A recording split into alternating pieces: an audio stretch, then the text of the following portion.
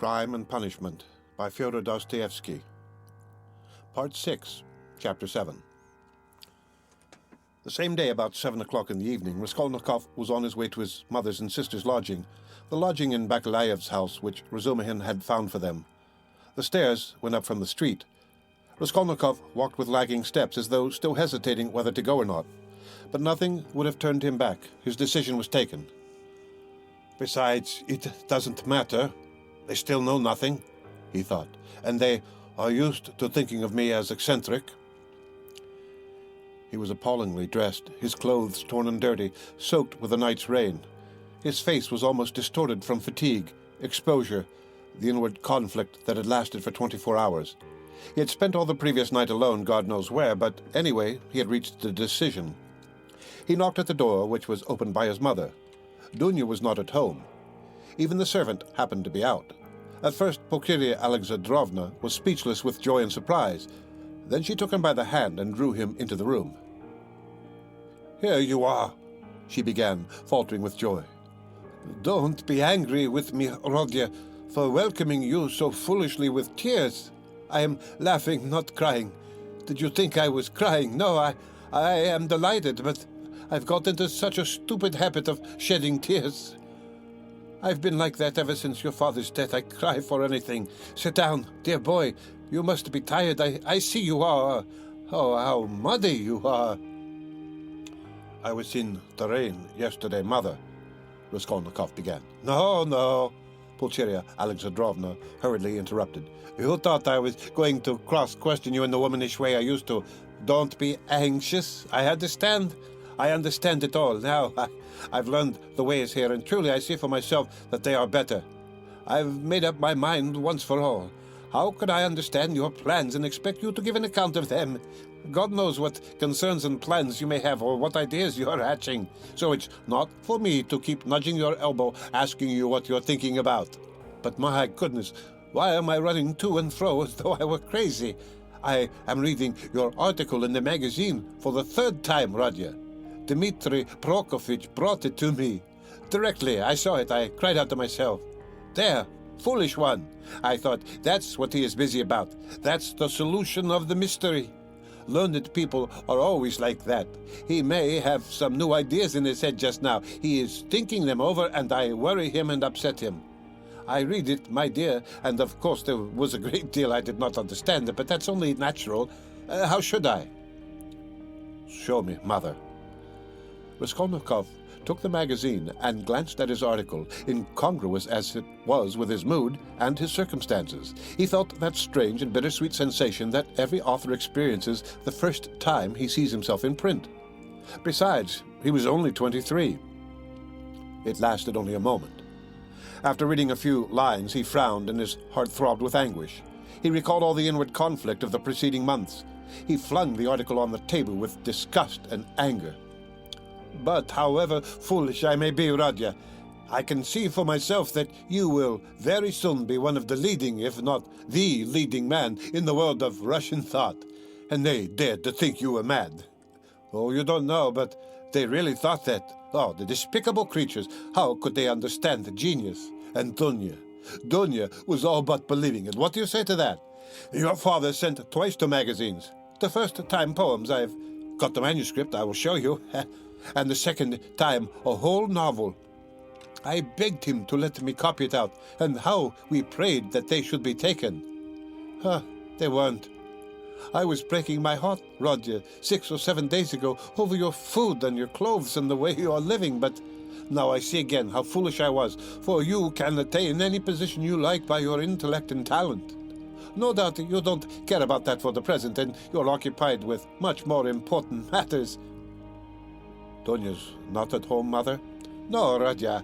I often don't see her. She leaves me alone. Dmitri Prokofitch comes to see me. It's so good of him, and he always talks about you. He loves you and respects you, my dear. I don't say that Dunya is very wanting in consideration. I am not complaining. She has her ways, and I have mine. She seems to have got some secrets of late, and I never have any secrets from you too. Of course, I am sure that Dunya has far too much sense, and besides, she loves you and me, but I don't know what it will all lead to. You've made me so happy by coming now, Rodya, but she has missed you by going out. When she comes in, I'll tell her, your brother came in while you were out. Where have you been all this time? You mustn't spoil me, Rodya, you know. Come when you can, but if you can't, it doesn't matter. I can wait. I shall know anyway that you are fond of me, that will be enough for me. I shall read what you write. I shall hear about you from everyone, and sometimes you'll come yourself to see me. What could be better? Here, you'll come now to comfort your mother. I see that. Here, Pulcheria Alexandrovna began to cry. Oh, here I am again. Don't mind my foolishness. My goodness, why am I sitting here? She cried, jumping up. There is coffee, and I don't offer you any. Oh, that's the selfishness of an old age. I'll get it at once. Mother, don't trouble her. I'm going at once. I haven't come for that. Please, listen to me. Pulcheria Alexandrovna went up to him timidly. Mother, whatever happens, whatever you hear about me, whatever you are told about me, will you always love me as you do now?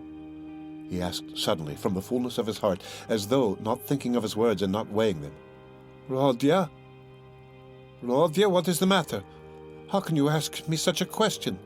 Why, who will tell me anything about you? Besides, I shouldn't believe anyone. I should refuse to listen. I've come to assure you that I've always loved you, and I am glad that we are alone, even glad Dunya is out, he went on with the same impulse.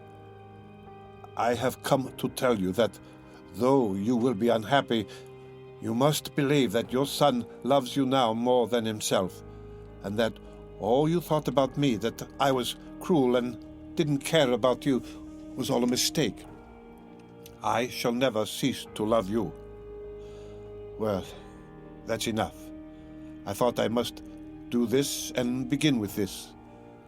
Pulcheria Alexandrovna embraced him in silence, pressing him to her bosom and weeping gently. I don't know what is wrong with you, Rodya, she said at last. I've been thinking all this time that we were simply boring you, and now I see that there is a great sorrow in store for you, and that's why you are miserable. I've foreseen it a long time, Rodya. Forgive me for speaking about it. I keep thinking about it and lie awake at nights. Your sister lay talking in her sleep all last night, talking of nothing but you. I caught something, but I couldn't make it out. I felt all the morning as though I were going to be hanged, waiting for something, expecting something. And now it has come. Rodya. Rodya, where are you going? You're going away somewhere? Yes, that's what I thought. I can come with you, you know, if you need me, and Donya too, she loves you. She loves you dearly. And Sofia Semyonovna may come with us if you like. You see, I am glad to look upon her as a daughter even. Dmitri Prokofitch will help us to go together, but where are you going? Goodbye, Mother. What? Today? She cried, as though losing him forever. I can't stay. I must go now. And can't I come with you? No. But kneel down and pray to God for me. Your prayer perhaps will reach him. Let me bless you and sign you with the cross. That's right, that's right. Oh God, what are we doing? Yes, he was glad. He was very glad that there was no one there, that he was alone with his mother. For the first time after all those awful months, his heart was softened. He fell down before her. He kissed her feet, and both wept, embracing. And she was not surprised and did not question him this time. For some days she had realized that something awful was happening to her son, and that now some terrible minute had come for him.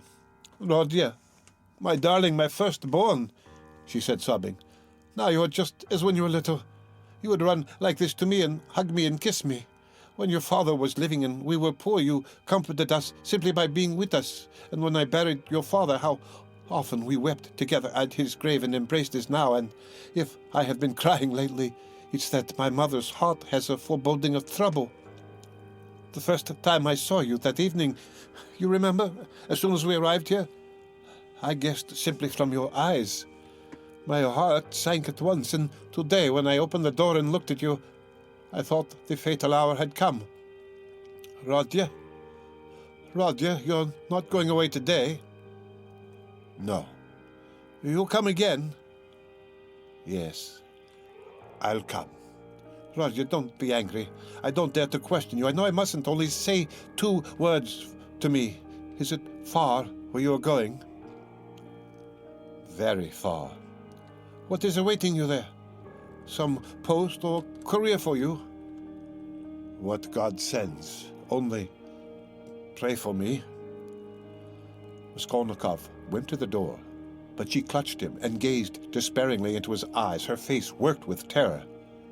Enough, mother, said Raskolnikov, deeply regretting that he had come.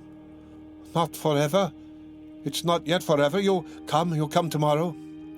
I will. Goodbye. He tore himself away at last.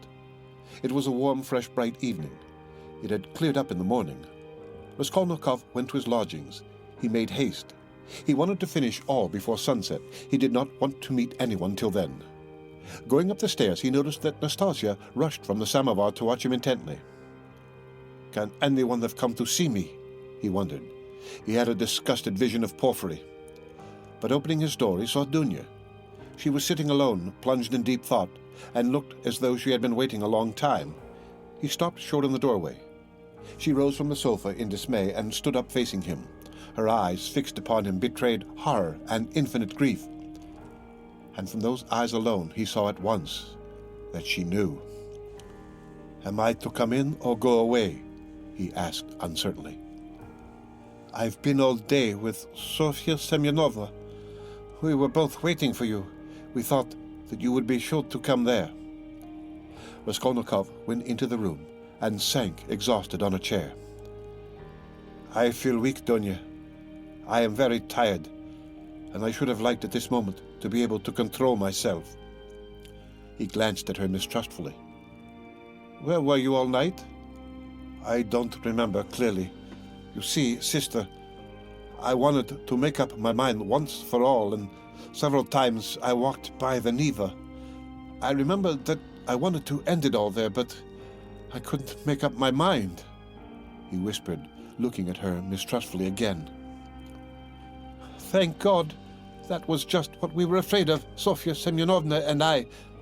Then you still have faith in life? Thank God, thank God. Raskolnikov smiled bitterly. I haven't faith, but I have just been weeping in Mother's arms. I haven't faith, but I have just asked her to pray for me. I don't know how it is, Dunya. I don't understand it. Have you been at Mother's? Have you told her? Cried Dunya, horror-stricken. Surely you haven't done that. No, I didn't tell her, in words, but she understood a great deal. She heard you talking in your sleep. I am sure she half understands it already. Perhaps I did wrong in going to see her. I don't know why I did go. I am a contemptible person, Dunya. A contemptible person, but ready to face suffering. You are, aren't you? Yes, I am going at once.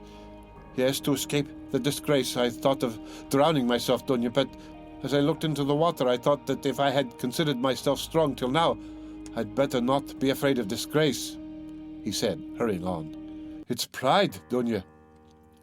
Pride, Rodya? There was a gleam of fire in his lusterless eyes. He seemed to be glad to think that he was still proud. You don't think, sister, that I was simply afraid of the water? He asked, looking into her face with a sinister smile. Oh, Rodya, hush! Cried Dunya bitterly. Silence lasted for 2 minutes. He sat with his eyes fixed on the door. Dunya stood at the other end of the table and looked at him with anguish. Suddenly he got up. It's late. It's time to go. I'm going at once to give myself up. But I don't know why I am going to give myself up. Big tears fell down her cheeks. You are crying, sister, but can you hold out your hand to me? You doubted it? She threw her arms around him. Aren't you half expiating your crime by facing the suffering? She cried. holding him close and kissing him. "Crime? What crime?" he cried in sudden fury. "That I killed a vile, noxious insect, an old pawnbroker woman of use to no one? Killing her was atonement for 40 sins. She was sucking the life out of poor people. Was that a crime? I am not thinking of it, and I am not thinking of expiating it. And why are you all rubbing it in on all sides? A crime, oh! Only now I see clearly the imbecility of my cowardice, now that I have decided to face this superfluous disgrace.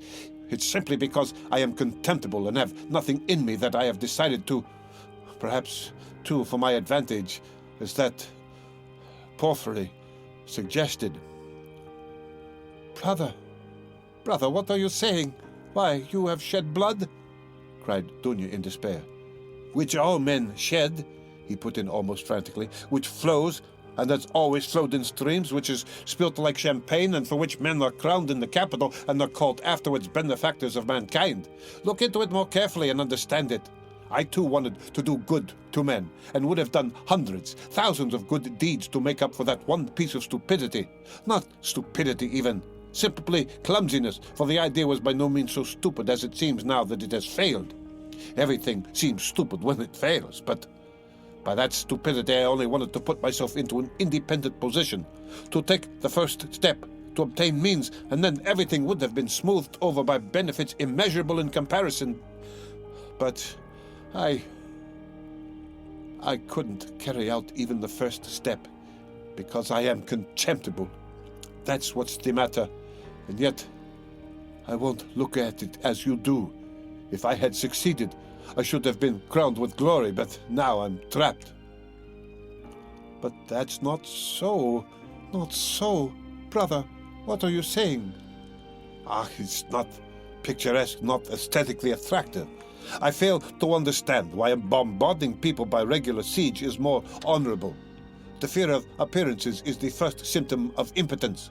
I've never recognized this more clearly than now, and I am further than ever from seeing that what I did was a crime. I've never been stronger and more convinced than now."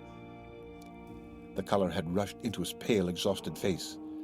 But as he uttered his last explanation, he happened to meet Dunya's eyes, and he saw such anguish in them that he could not help being checked. He felt that he had, anyway, made these two poor women miserable, that he was, anyway, the cause. "Dunya, darling, if I am guilty, forgive me, though I cannot be forgiven if I am guilty. Goodbye, we won't dispute. It's time, high time to go. Don't follow me, I beseech you. I have somewhere else to go. But you go at once and sit with mother. I entreat you to. It's my last request of you. Don't leave her at all. I left her in a state of anxiety that she is not fit to bear. She will die or go out of her mind. Be with her. Uzumihin will be with you. I've been talking to him. Don't cry about me. I'll try to be honest and manly all my life, even if I am a murderer. Perhaps I shall someday make a name. I won't disgrace you. You will see. I'll still show. Goodbye for the present," he concluded hurriedly, noticing again a strange expression in Dunya's eyes at his last words and promises. "Why are you crying? Don't cry. Don't cry. We're not parting forever." Yes, wait a minute. I'd forgotten." He went to the table, took up a thick, dusty book, opened it, and took from between the pages a little watercolor portrait on ivory. It was the portrait of his landlady's daughter, who had died of fever, that strange girl who had wanted to be a nun. For a minute he gazed at the delicate, expressive face of his betrothed, kissed the portrait, and gave it to Dunya. "I used to talk a great deal about it to her. Only to her," he said thoughtfully. "To her heart I confided much of what has since been so hideously realized.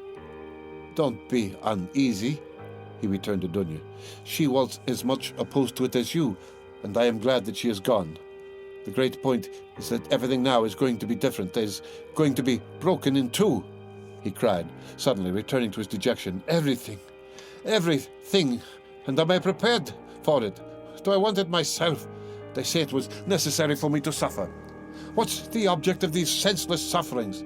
Shall I know any better what they are for when I am crushed by hardships and idiocy and weak as an old man after 20 years' penal servitude? And what shall I have to live for then? Why am I consenting to that life now? Oh, I knew I was contemptible when I stood looking at the Neva at daybreak today. At last they both went out. It was hard for Dunya, but she loved him. She walked away, but after going 50 paces, she turned round to look at him again. He was still in sight. At the corner, he too turned, and for the last time, their eyes met. But noticing that she was looking at him, he motioned her away with impatience and even vexation, and turned the corner abruptly. I am wicked. I see that, he thought to himself, feeling ashamed a moment later of his angry gesture to Dunya. But why are they so fond of me if I don't deserve it? Oh, if only I were alone and no one loved me, and I too had never loved anyone. Nothing of all this would have happened. But I wonder, shall I, in those 15 or 20 years, grow so meek that I shall humble myself before people and whimper at every word that I am a criminal? Yes, that's it. That's it. That's what they are sending me there for. That's what they want. Look at them running to and fro about the streets, every one of them a scoundrel, and a criminal at heart, and worse still, an idiot. But try to get me off, and they'd be wild with righteous indignation. Oh, how I hate them all. He felt amusing by what process it could come to pass that he could be humbled before all of them, indiscriminately, humbled by conviction. And yet why not? It must be so. Would not 20 years of continual bondage crush him utterly? Water wears out a stone. And why? Why should he live after that? Why should he go now when he knew that it would be so? It was the 100th time, perhaps, that he had asked himself that question since the previous evening. But still, he went. At the end of Part 6, Chapter 7, of Crime and Punishment, by Fyodor Dostoyevsky. Read by Rick Kishner for Lit to Go on the web at fcit.usf.edu.